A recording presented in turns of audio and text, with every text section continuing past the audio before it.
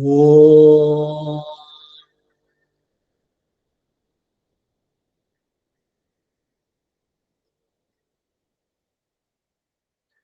Ishvaraha Paramaha Krishna Satchidananda Vigraha Anadiradir Govinda Sarvakarana Karanam. I place my salutations to the causeless cause of all and the rootless root of all. I pay my prostrations at the feet of all the liberated masters. My sincere salutations to the divinity which is innate and inherent in all of us. Thank you so much. And it's wonderful always to have a discussion on spiritual topics through meditation and study circle. I thank my mentors, my philosophers, and my guides who were also the founder directors of Meditation and Study Circle, Mr. S. Krishnamurthy and Mrs. Rukmini Krishnamurthy. I thank the present directors, Mr. Vasudev and Srimati Vani Vasudev, for giving me an opportunity to share my thoughts and ideas with you people. My journey through meditation and study circle has reached 25 years now. This is a silver jubilee year, and we have been associated together in catering to the spiritual needs of people for the last 25 years. I'm proud about my association with Meditation and Study Circle. It started with my master, Mr. S. Krishnamurthy. Yes, let us come to the topic today. I thank the audience before I begin, because usually the audience in this platform are serious sadhaks. They're on the path already. What they need is few props here and there. We are nobody to give the props to them, but the satsang can provide some insights to them. They're all regularly participating in these satsangs conducted by Meditation and Study Circle, and naturally they do get a lot of spiritual support out of the satsangs. The topic for today that I have picked up for deliberation is titled as 6 sentences written on a wall. Yes, the title is intriguing, and the title definitely evokes some curiosity among the audience. There is no doubt about it, as Vani said that earlier. Before going to this particular title and the topic, let me ask a question to you to begin with. Are we seeking something? Are we seeking something in life?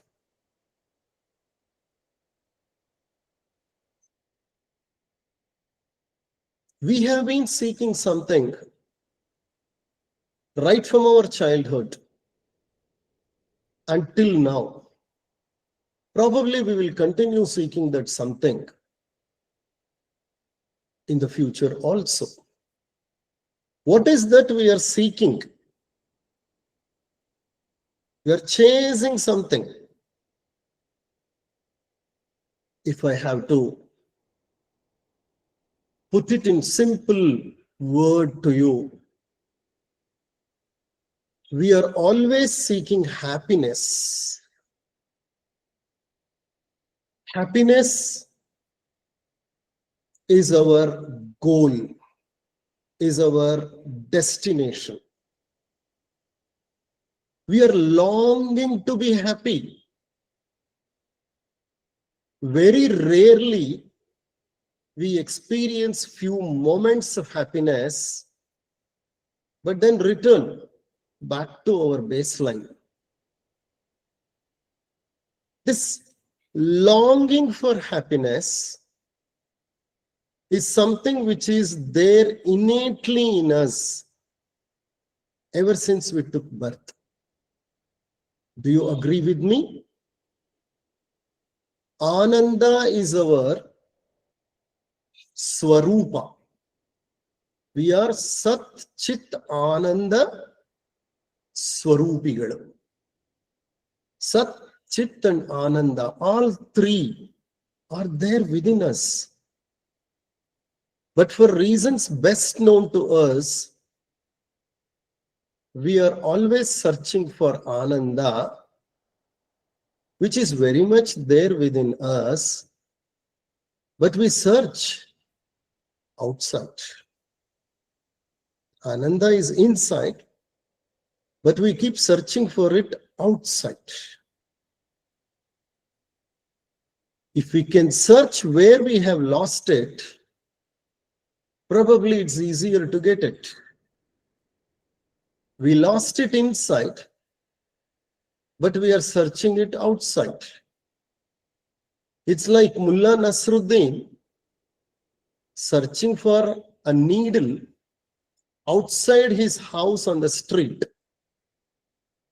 He's bent on his knees. He's searching for the needle. People who are walking on that street observed him on his knees and came close to him and asked him, "What are you searching for, Mullah?" "I'm searching for needle." They also started helping him by searching for the needle on the street. After searching for a few minutes, they asked him, "Mullah, where did you actually lost the needle?" He said, "I lost the needle in the home." Then they asked, "Why are you searching outside?" He said, "Light is there outside, so I am searching outside." So our search is also something similar to it. We have lost our Ananda inside, but we are searching for Ananda outside. We are not bound to get Ananda by searching it outside. So we need to search inside and introspect. As we introspect, probably we will turn inwards, and as we turn inwards, we may start engaging ourselves on the path of happiness. Happiness is not a goal. Happiness is not a destination. Happiness is not a place where we reach one day. It is a feeling we grow every day. Happiness is not the destination. Happiness is the path. Unfortunately, we have converted means into ends and ends into mean. It's an utter confusion that we have created. In order to be happy, the best way is to introspect. The best way is to observe ourselves and do whatever modifications in our behavior, attitude that we need to do, and engage on the path of sadhana.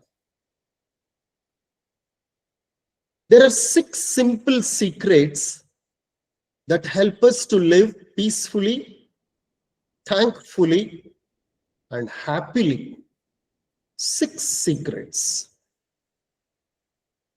Most of the people who attend the satsangs on meditation and study circle are in their 40s, 50s, 60s, and 70s. So I thought, today let me cater something which is of practical value to us as we get aged. As we get aged, our priorities need to change. The way we look at life should change. Our behavior should change. Our attitude should change for good.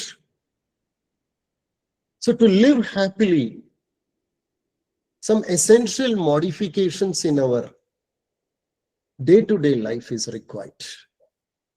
So I thought, let me pick up some 6 secrets which do help us to live happily, peacefully, thankfully, and also with full of satisfaction, satisfactorily. Who gave these secrets? Why did I title this as 6 sentences on a wall? That is a bit intriguing. Hence, I begin with a story to narrate how this particular title was framed.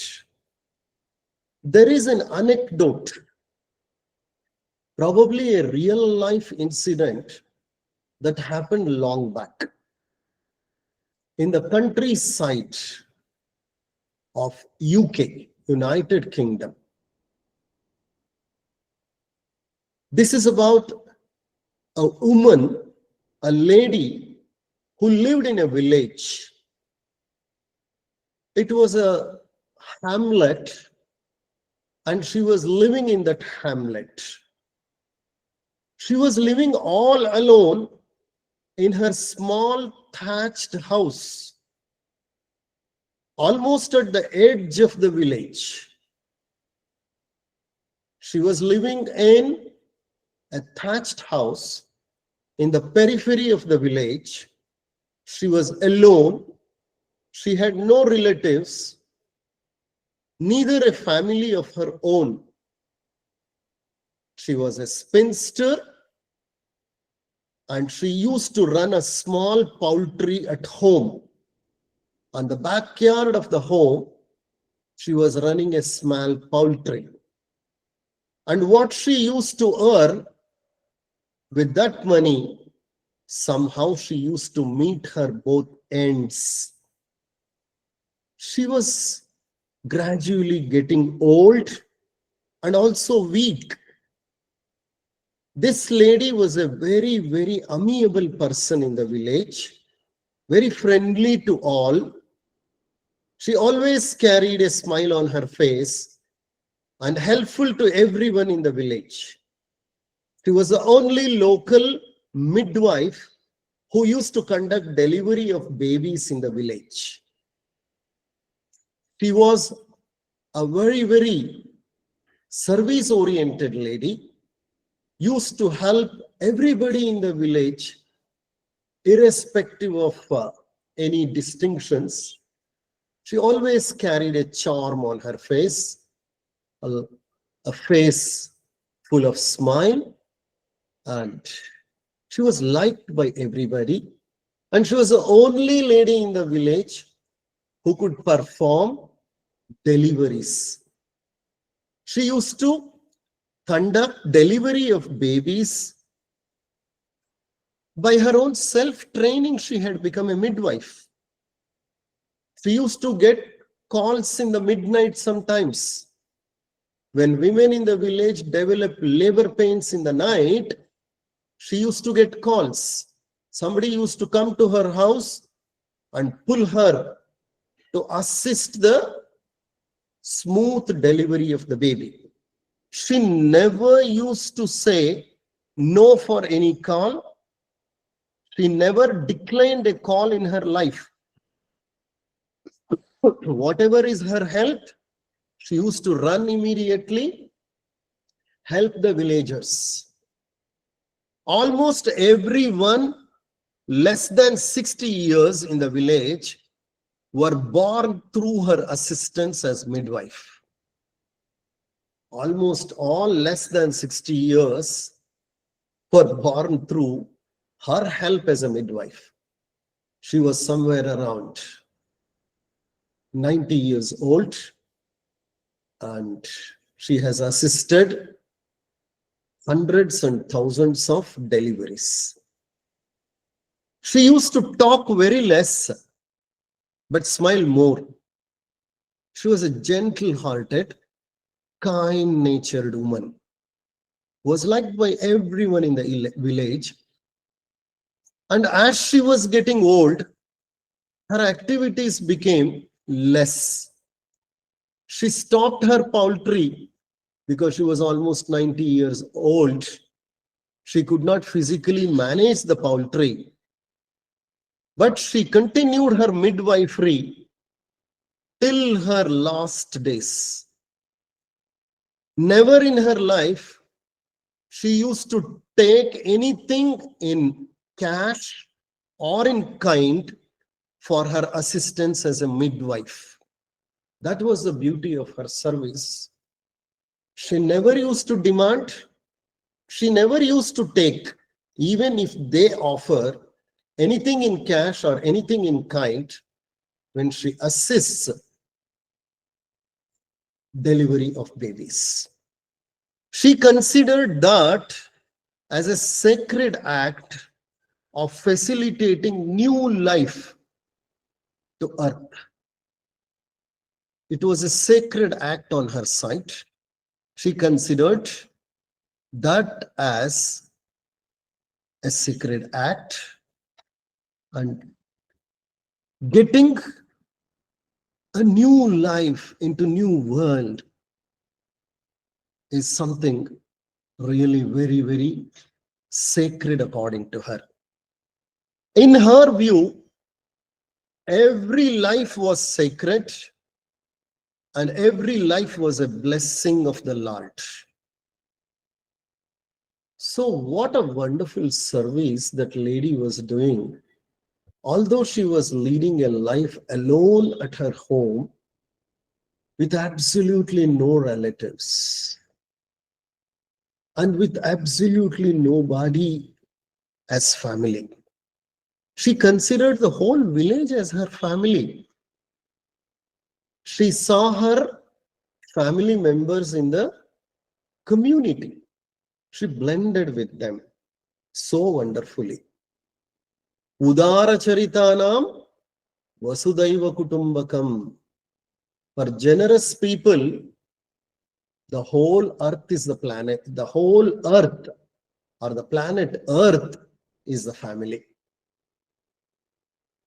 Once you become generous, your family starts extending or expanding.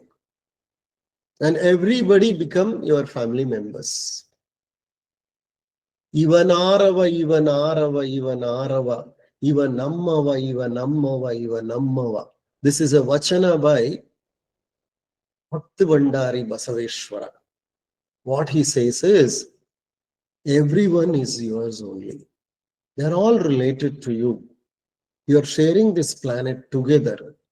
So you need to develop a higher consciousness so that your family extends, your family expands.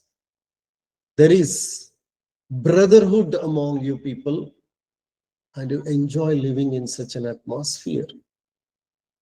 So this lady really lived like that. Udara charitanam vasudaiva kutumbakam. That's the way she was living in the village.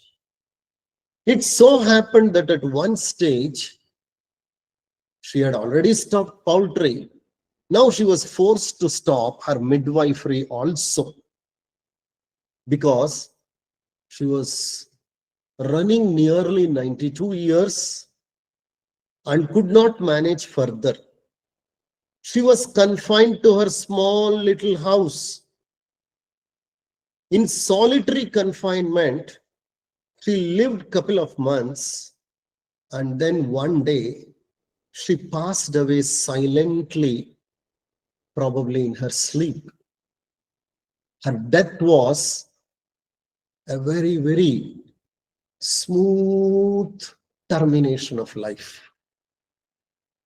She passed away in her sleep without even knowing that she is exiting from this world. What else do you need? Anayasena maranam vinadainyena jivanam. Dehante tava sannidhyam tehimem parameshwaram. This is the mantra that we need to actually chant every day. Because, excuse me, just a second.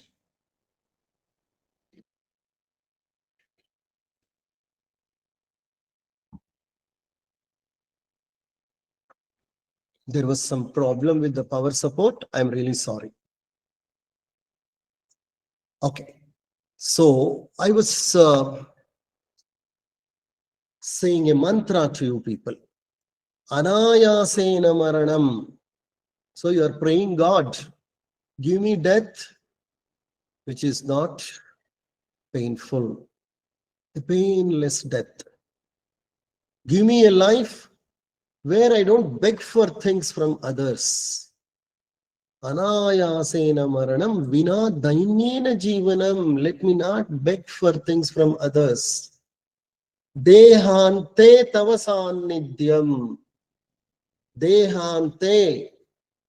When I die, let me reach you. Tava sannidhyam. Let me come to you.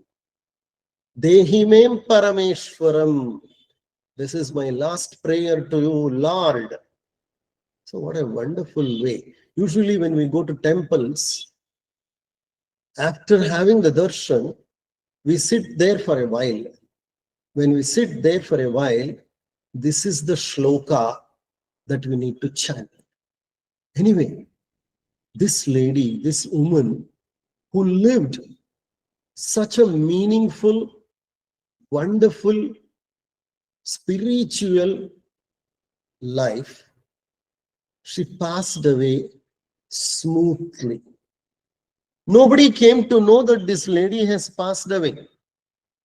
People of the village failed to notice that she has passed away for a day or two.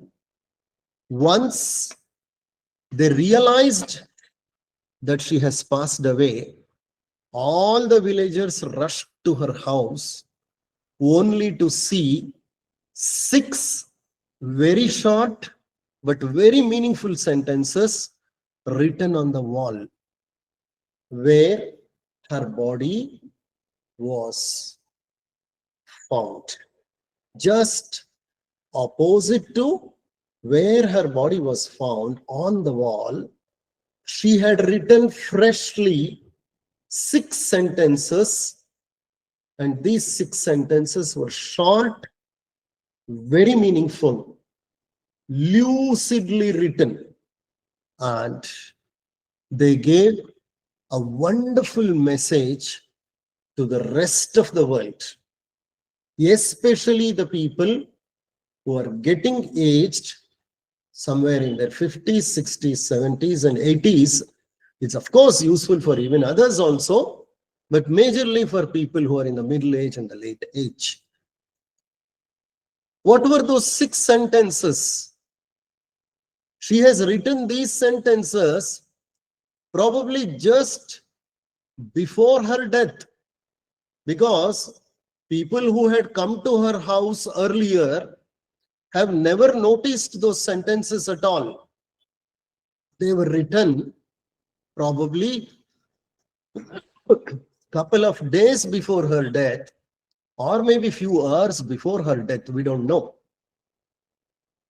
But before she passed away, she made it a point and she had written these sentences.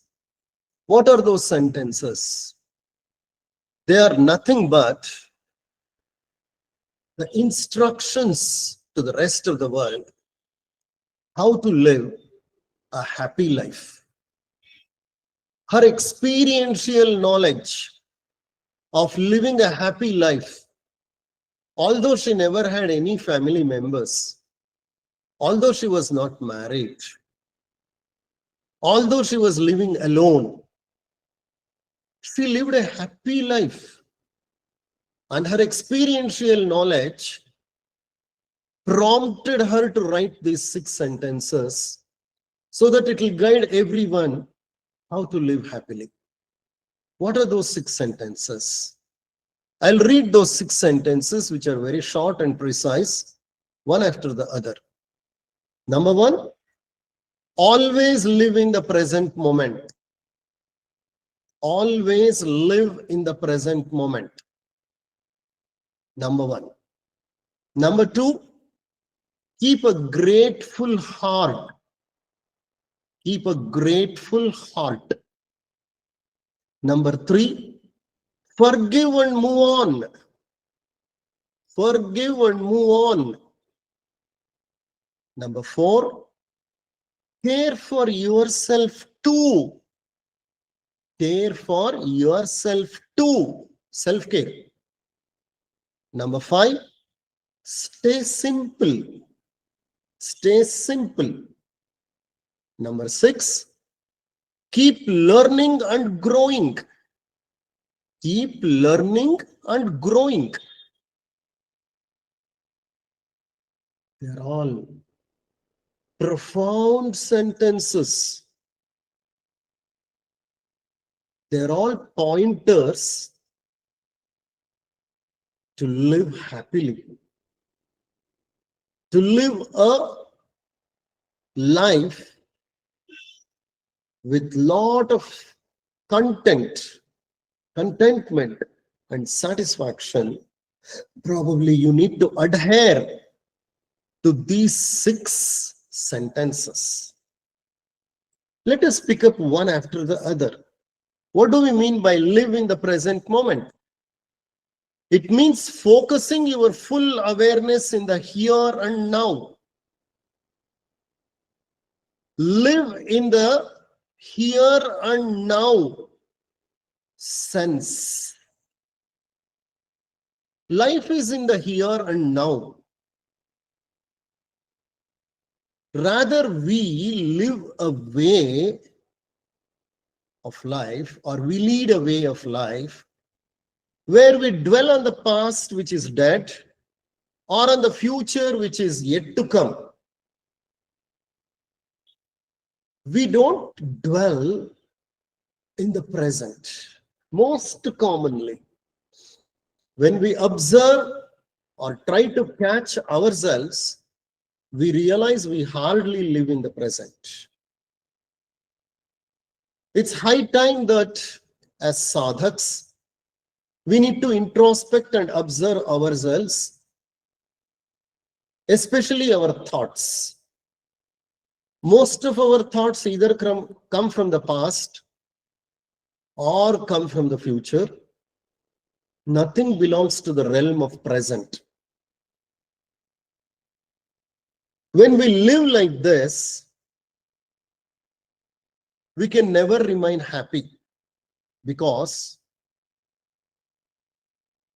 past and future creates a lot of stress in us.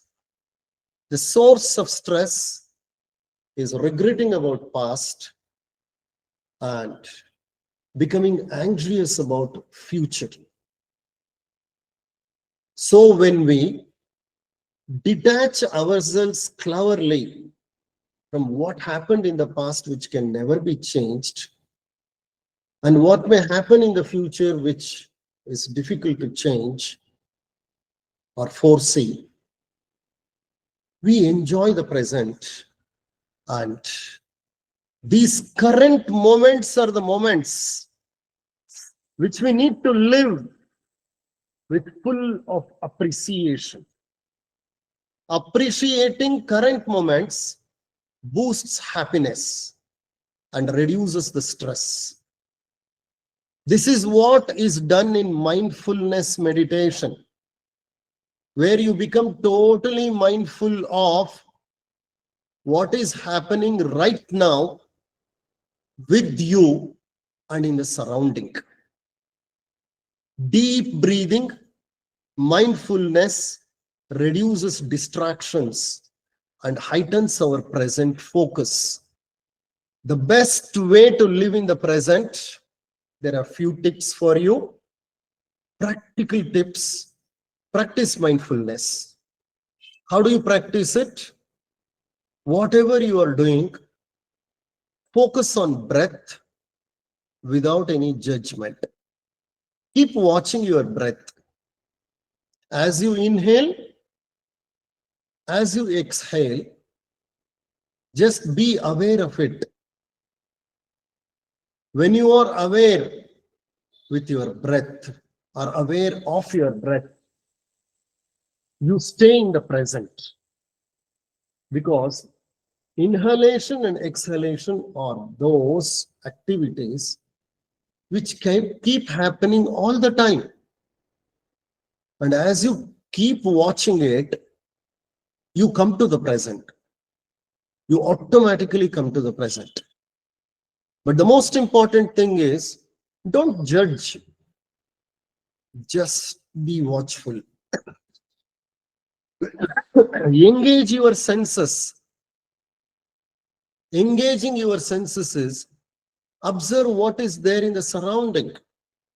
If there is a tree, the color of it, the smell of it, the height of it, and the leaves, the configuration of leaves of it. Just keep observing it.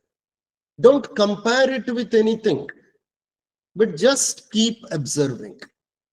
Observation without any judgment, or observation without analysis, is something which you need to do so that your consciousness will come down to the present moment.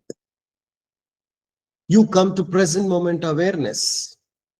Number 3, reduce distractions.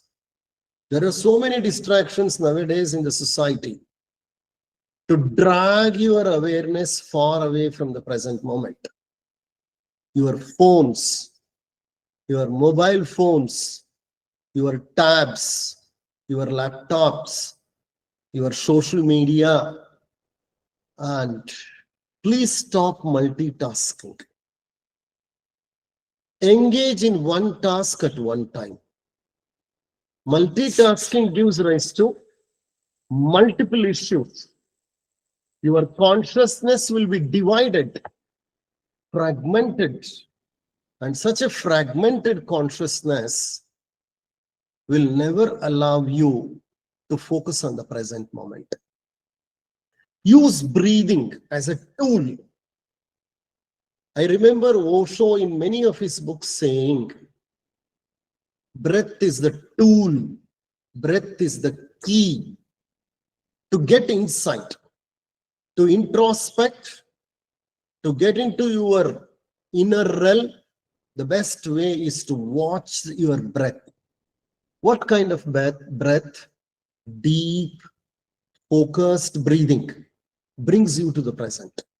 In pranayama, they teach you Nadi Shuddhi pranayama, and this Nadi Shuddhi pranayama will definitely help you in bringing your awareness to the present moment. Practice gratitude. See, we need to carry gratitude to so many things in life.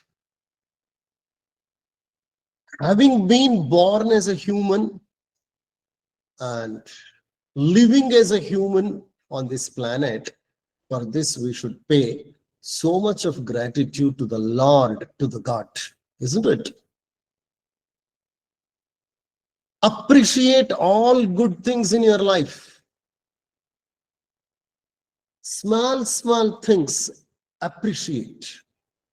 Somebody say thanks to you, appreciate and thank them in return. And when you say thanks, it should not be a mechanical way of saying thanks. It should be saying thanks from your heart. I have heard so many times, wishing thanks is more a mechanical process than a heartful communication. Saying thanks to others, receiving thanks from others should be done with total engagement, and you need to say that heartfully. So appreciate all good things in life. A day will come when you start appreciating even bad things for what they are. Okay, don't appreciate bad things to begin with.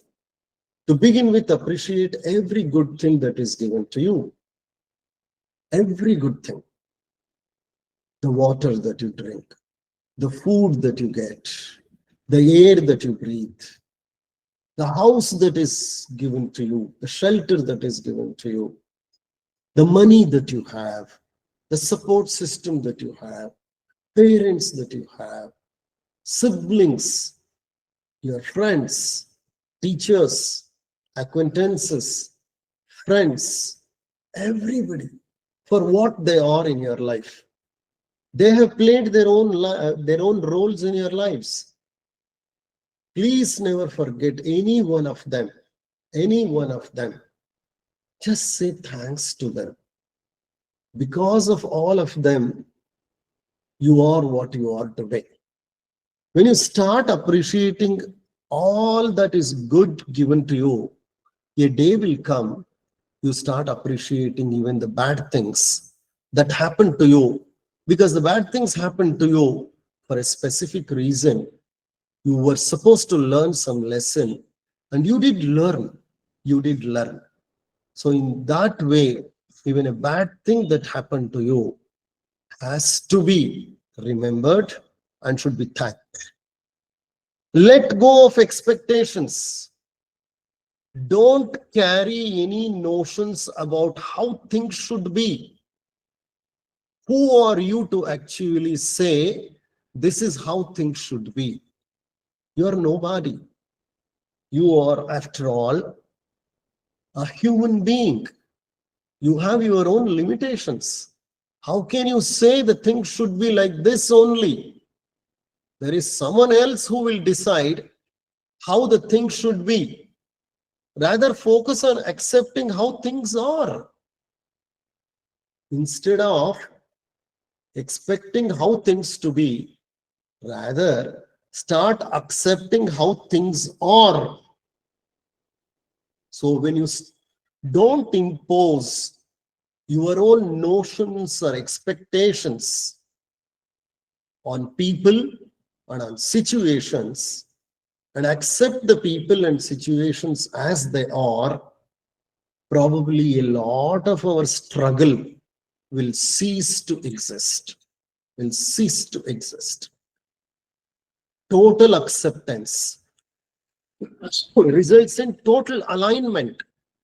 When you are in total alignment with what is, the conflict is completely resolved.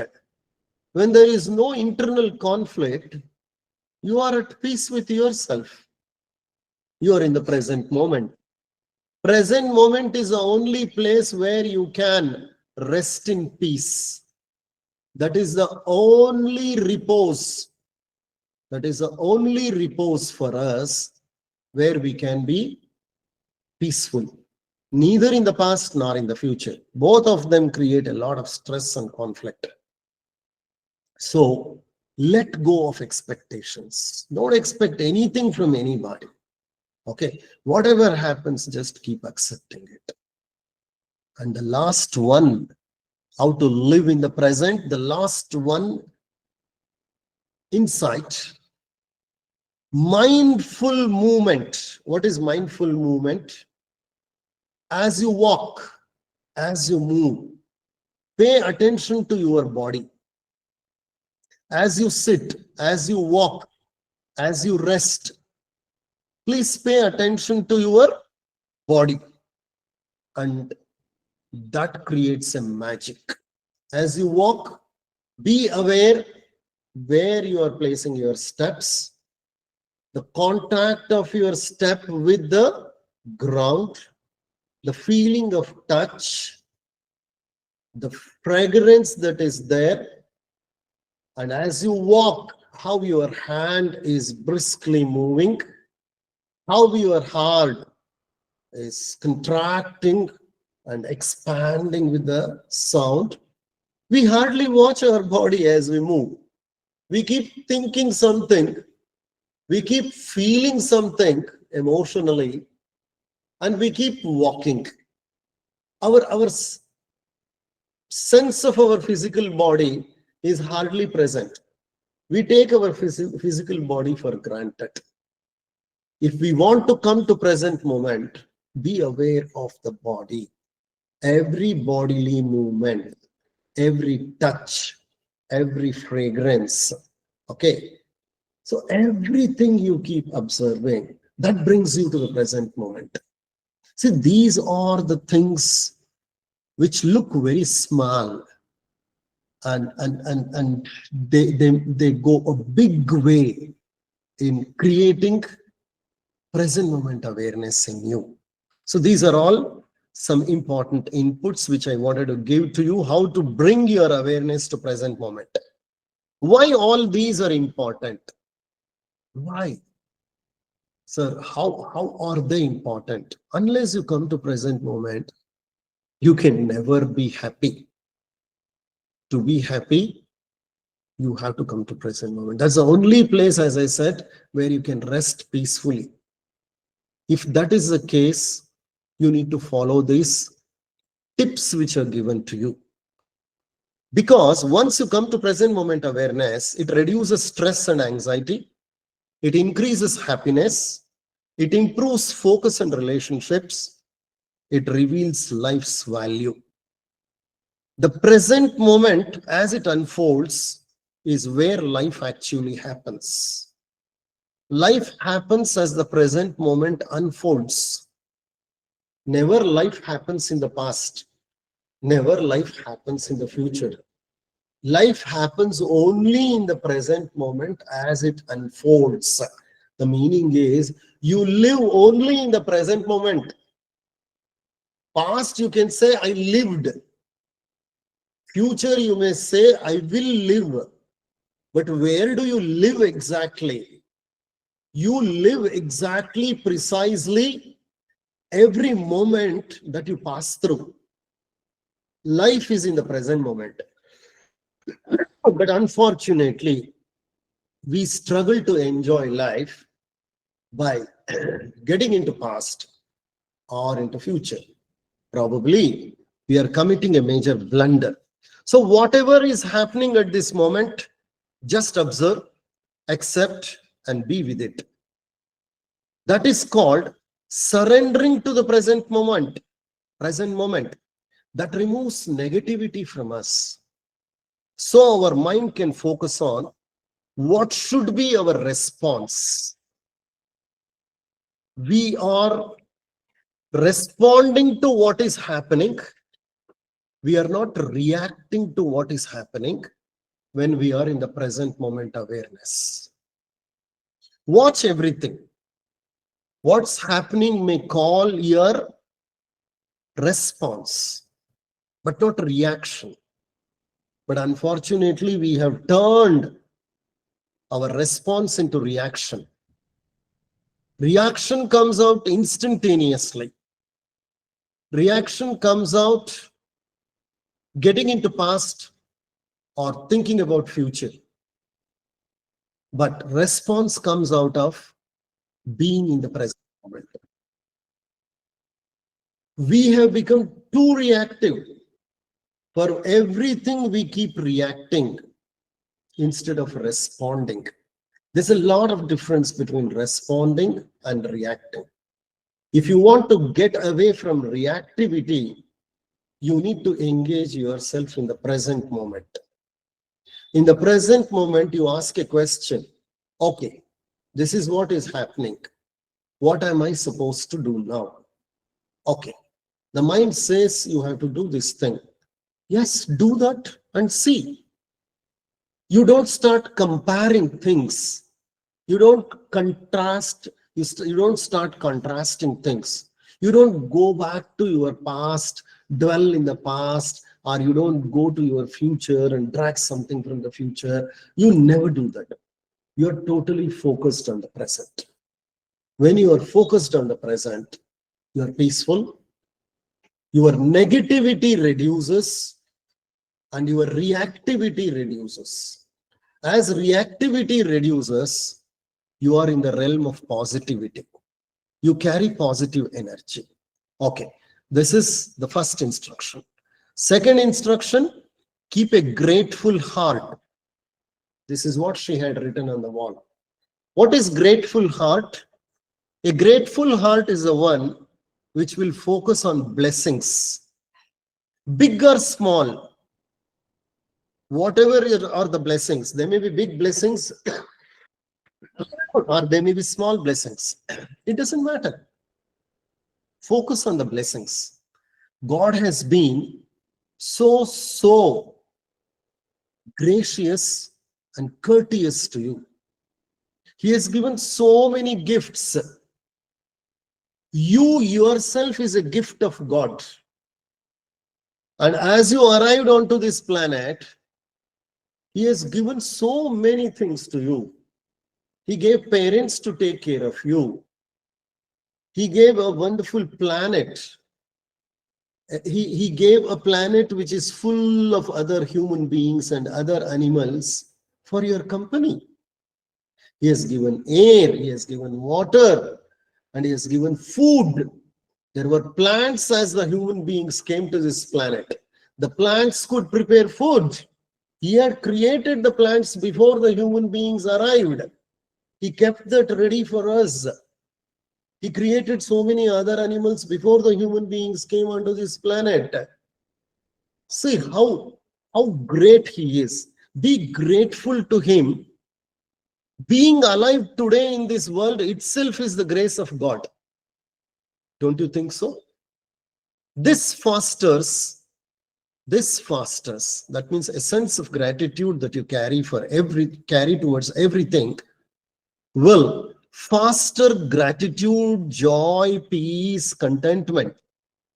It will foster joy, peace, and contentment within you. How can you practice this? Keeping a grateful heart, how can you practice this?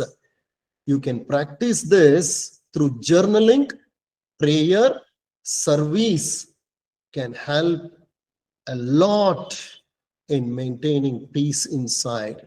Journal out, write out. Toward all things, you carry gratitude. And why it is so? It's nothing but shifting our perspective from what we lack to what we have. This is where our perspective has to change. I was telling a lot of modification should happen in our behavior as we start growing old or growing aged. As we get aged, so many things should change. One of the things is focus on what we have rather than what we lack. When we focus on what we have, we realize that we need to be grateful to so many people. So many people. Without them, I would not have been what I am today.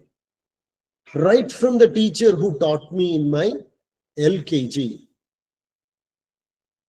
right from the days that I was born, my parents, my relatives, my siblings, my friends with whom I played, I learned a lot. My acquaintances and people who mentored me, people who actually guided me, who protected me, and the places where I worked, the management of those places, I have to be grateful. They were the one who gave me the opportunity. People who nurtured my talent, my potentials, who encouraged me, who gave a way for me. So that way, every patient who walks into my clinic, because I am earning my bread and butter from them. Okay, what treatment I have done, that is something secondary. Okay, I have treated them. Yes, I have treated them. For that, they need to carry gratitude. But they coming to me for that, I need to be gratitude. I need to carry gratitude. If I am doing some charity work, I should be very grateful to the people who come to receive my charity. Me doing charity is not great. There is a person who is ready to receive my charity. If that person is not there, how can I do that charity work? I can never do. I have to be thankful to those people. So this is being highly thankful to anything and everything that happens. Okay. So everything is a gift in life. Recognizing the gifts of life, appreciating people and moments, establishing deeper connections with life. These are all very, very important in order to lead a grateful, in order to have a grateful heart. There are practical ways to cultivate gratitude. The practical ways are journaling. Write 3 to 5 things you are thankful for daily, every day. In the journal, write 3 to 4 things for which you are thankful. Prayer, every day, engage in prayers to express thanks to the Almighty. Acts of service, try helping others, it brings joy. When you are helping others, please don't expect any reward. Okay, when you expect reward and try to help people, sometimes it may backfire. The person may not reward you back. So then you get disturbed. If at all, if you want to avoid that, do help and just forget. After helping, if there is an adverse remark from the person who received your help, just don't bother, because you are helping him without any expectation, without a positive reward, or without a negative comment. You are least bothered what he says. What he says, you are least bothered. What you are supposed to do, you are doing. Once you do, you just forget it. And whatever comments come, whatever situations arise, just face it with a neutral mind. It's a great act of it's a great part of your behavior. Okay, if you don't get disturbed with the comments after doing a help and after doing a service, you are really great. You remain peaceful, you remain unperturbed. Accept the adverse comments, swallow it simply, without getting disturbed. That's very, very important. You shouldn't get into hurt feelings. If you grow up to that level, nobody can hurt you at all. Okay, so express thanks. Be thankful to everybody in your life, good or bad, past or present. They all made you the person who you are truly. That's why you need to be thankful. So thank the people, situations, existence to the Almighty. Limit negativity.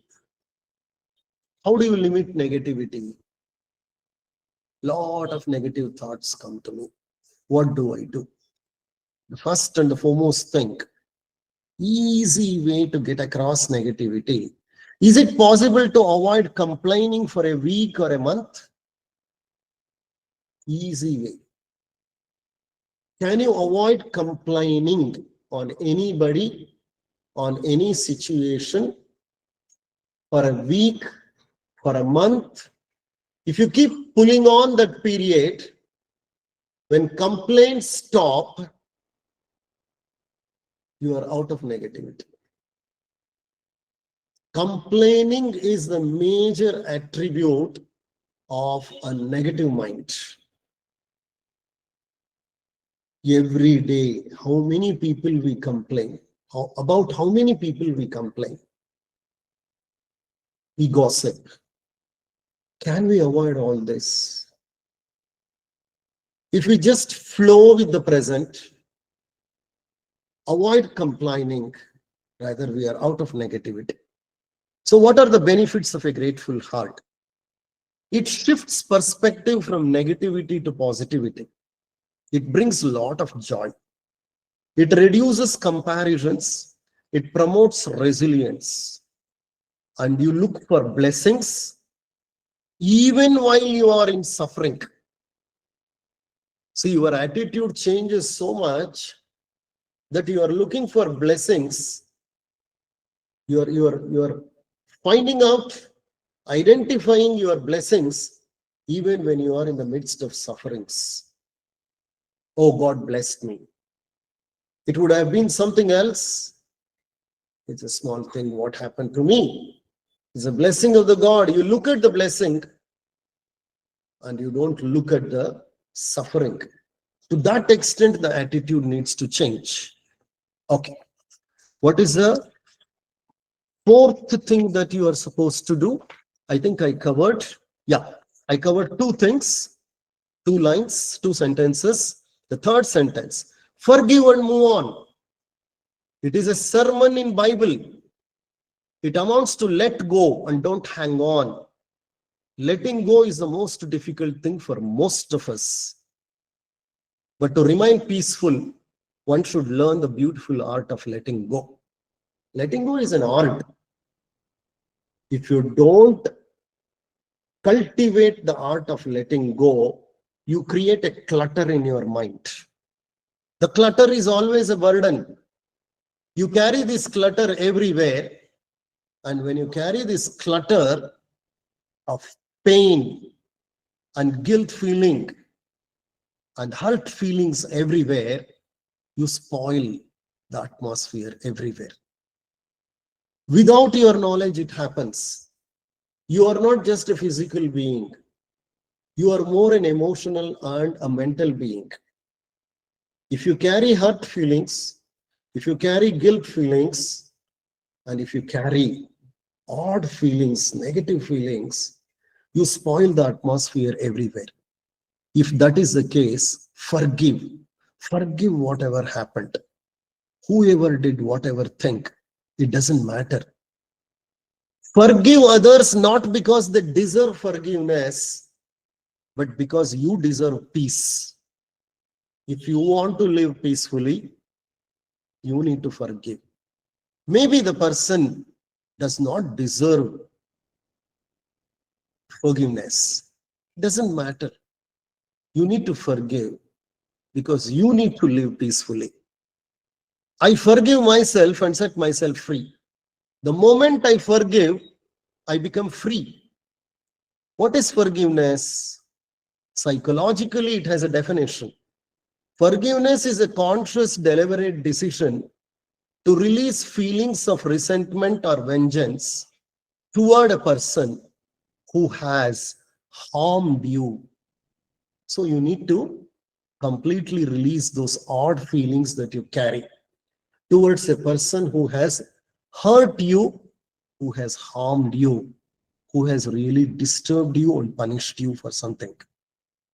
You need to forgive. Forgiveness is a strange thing. Why it is a strange thing?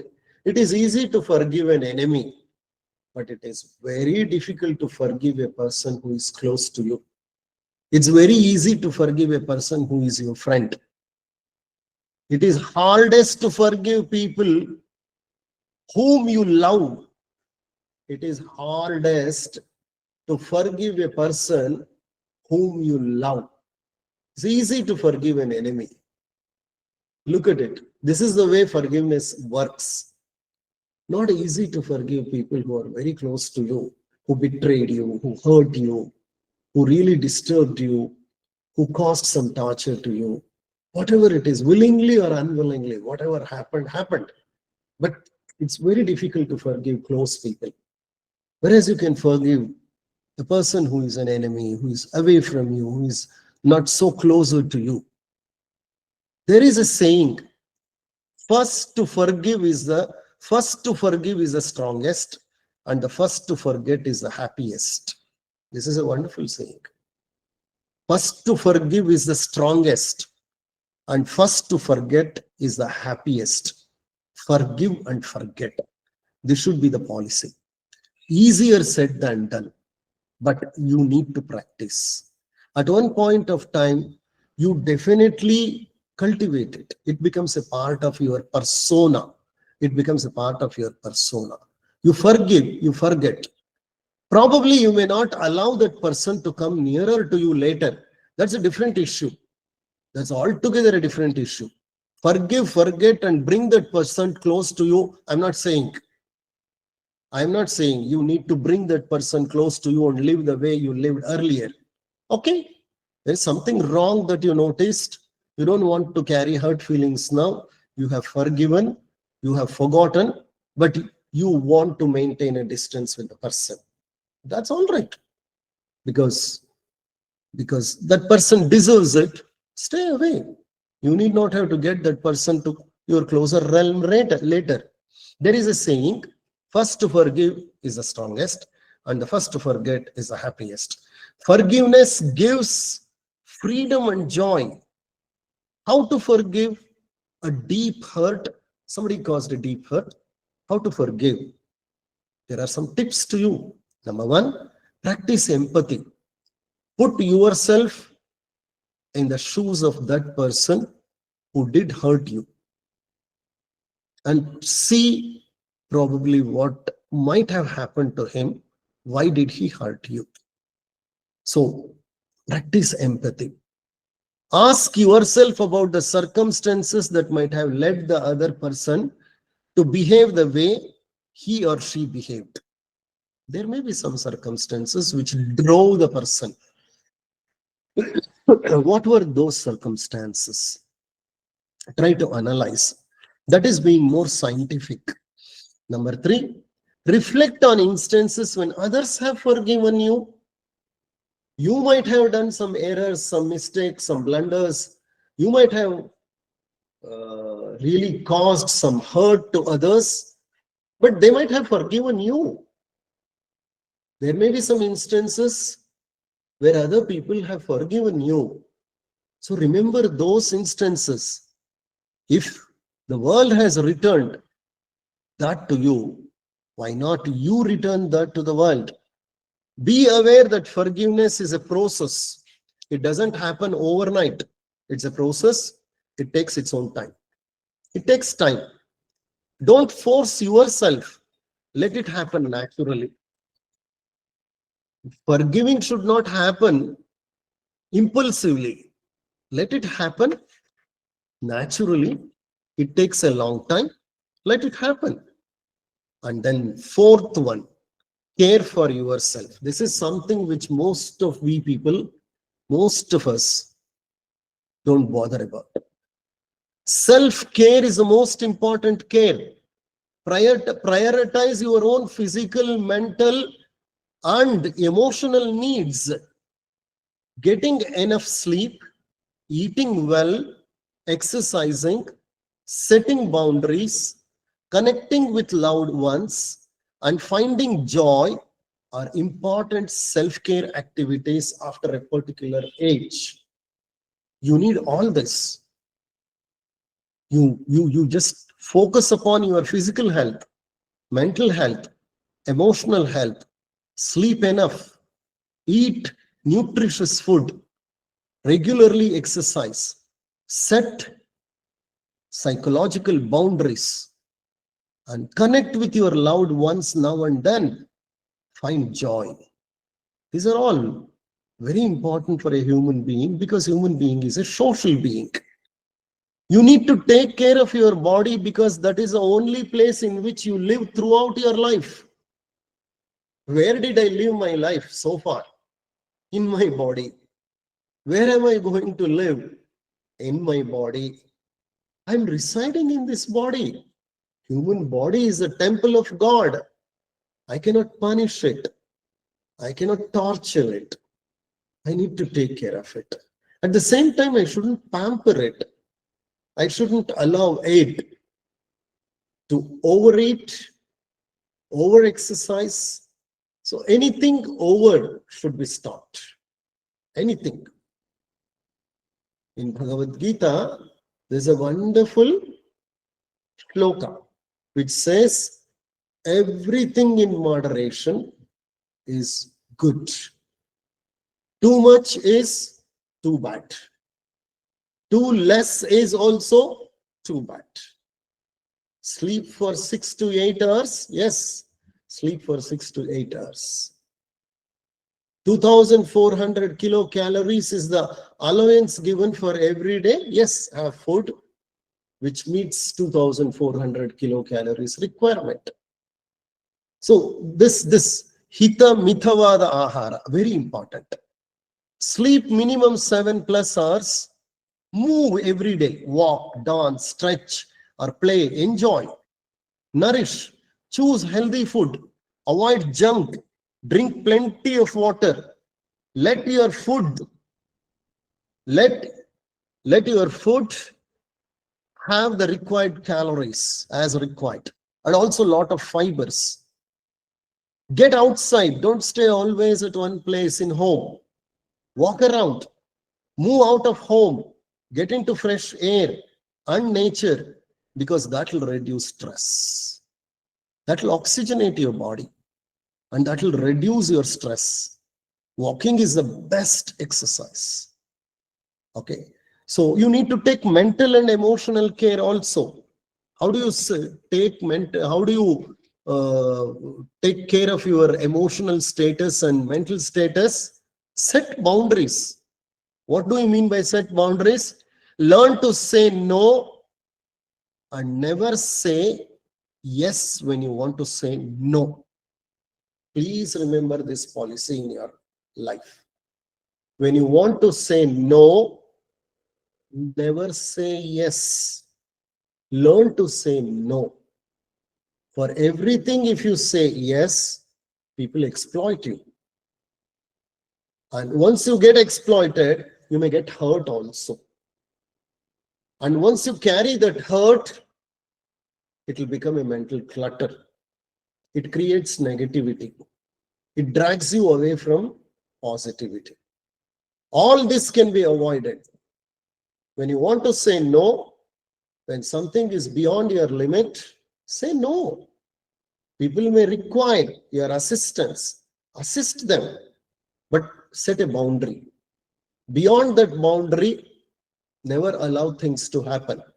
So the best policy is, when you want to say no, say no. Say no without any hesitation. Okay? So practice mindfulness. Deep breathing will set your mental status in a right posture. Do what you love or love what you do. Very important. Some hobbies, whatever you love, whatever you like. Connect with your friends, family, and be kind to yourself. Be kind to yourself. The fifth one is stay simple. Stay simple. What do we mean by simplicity? It means to keep things straightforward. Focus only on essentials. Avoid unnecessary complexities and live a minimalist lifestyle. Everything is important here. Keep things straightforward. Focus on only essentials. Avoid unnecessary complexities and live a minimalist lifestyle. See, simplicity is a virtue.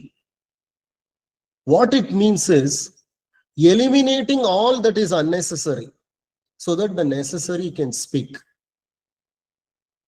All unnecessary things, if you eliminate, below those unnecessary things, the necessary things will be piled. Unfortunately, you keep working on all unnecessary things and the necessary things keep weighting down. So if you eliminate the unnecessary clutter, the necessary things start speaking on their own. That's what is simplicity. Simplicity is all about eliminating the unnecessary clutter. Simplicity is the ultimate sophistication. Wonderful statement. Simplicity is the ultimate sophistication. Okay. Read the biography of great people. Mahatma Gandhi, Leo Tolstoy, Rabindranath Tagore, Nelson Mandela. They all lived a very simple life. Because simplicity is a great virtue. It is also a life full of aparigraha. As Patanjali says, use as minimum natural resources as possible. Because excess, if you use, you are actually curbing the resources which rightfully belongs to others. It's not yours. So try to use as minimal as possible. Extravagance leads to stress. Sooner or later, it leads to stress. Learn to value anything that is given to you or earned by you. Valuing things translates your life to simplicity. Value everything that is given to you, however small, however big it is. It's a gift of God. Value it for what it is. Then you lead a simple life. And the last sentence, keep learning and growing. This is also called lifelong learning. There's a wonderful concept in educational philosophy now. Lifelong learning, LLL or L cube. Keep learning and keep growing. It is a mantra for lifelong development. It is all about continuous skill acquisition and self-development in career, and it's really required for success, career success. Adapting to changing world, learning from mistakes, and putting focus on constant review are the characteristic signs of a lifelong learner. Everyone should become a lifelong learner because the world is fast changing. If you don't adapt yourself to the changing world, you are going to be left behind. And once you are left behind, probably it becomes difficult for you to cope up later. And then learn from your mistakes. All of us learn from mistakes. But the worst thing is, there are some people, they don't understand that they have committed mistakes and they never try to correct themselves. They argue that what they did is correct instead of what they did was a mistake. So develop a generous heart to know that you have committed a mistake and accept it and learn out of the mistake. Focus on constant review, reviewing every act of yours, putting it on a scanner will help you to know what has gone wrong so that you can correct it. These are the characteristic signs of a lifelong learner. It is said, anyone who stops learning is old. He may be 20, he may be in his 20s or 30s. If he has stopped learning, he is old. Anyone who keeps learning always remains young because learning stimulates CNS, central nervous system. Learning stimulates new neural networks. If you have more new neural networks, you are mentally young. When the learning ceases, no new neural networks will be formed.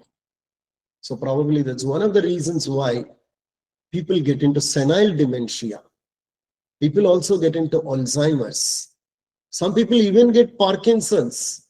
All these psychiatric disorders are rooted in learning which ceases at one particular point of time. We are not living in a world which is slow moving. It's a fast pacing planet now, a fast pacing world now. We need to catch up with what is happening. So we need to adapt. To adapt means to learn.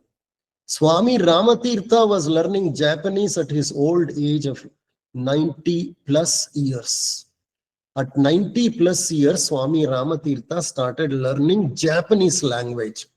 What he is going to do with the Japanese language, we don't know. When he was asked a question by a Japanese traveler in a train compartment, he said, I don't know what I'm going to do with the Japanese language that I'm learning now, but I'm very happy that I'm learning something which is not known to me. That should be the attitude. Develop intellectual curiosity towards the world. This drives learning. I'm sorry. Intellectual curiosity is a very, very important thing to keep us on the correct pedestal. Never stop learning because life never stops teaching. Life is ready to teach you as long as you are ready to learn. Life is a great teacher. Life is a great leveler. If one is observant, he can learn a lot through real life experiences. These were the 6 sentences written on the wall. Before I conclude, I read it again for you.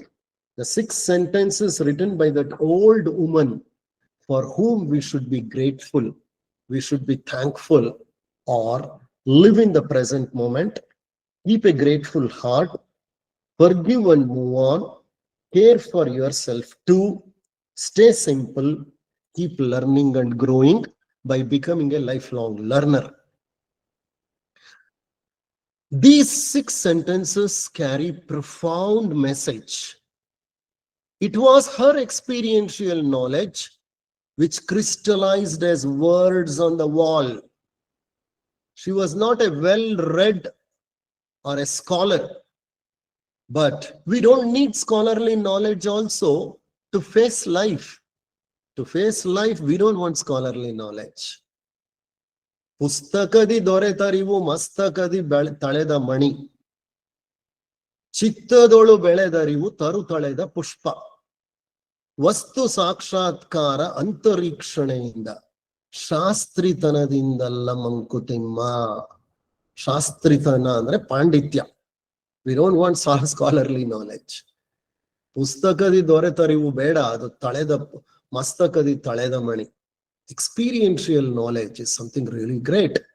Out of her experience, how she faced world, how she stood to her ground, how she led her life was a great message. We don't need scholarly knowledge to face life. What we need are simple tips. I appreciate and admire that woman. I thank that woman at the bottom of my heart for her zeal in helping others by sharing her experiential knowledge. At the age of 92 years, before passing away, I don't know how she stood in front of the wall, how she could write it on the wall. But she had the zeal to leave a message to the world. What was the status of her health while she wrote these sentences on that wall? She was probably in her terminal stage.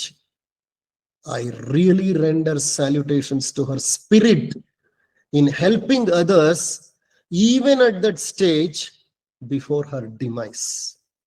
How many of us think like her? I leave you with a question. Even at the time when she was passing away, she was concerned about the rest of the world, and she wanted to give the best what she had to the world. How many of us think like her? I leave you with this question. Thank you very much for your cooperation and patient listening.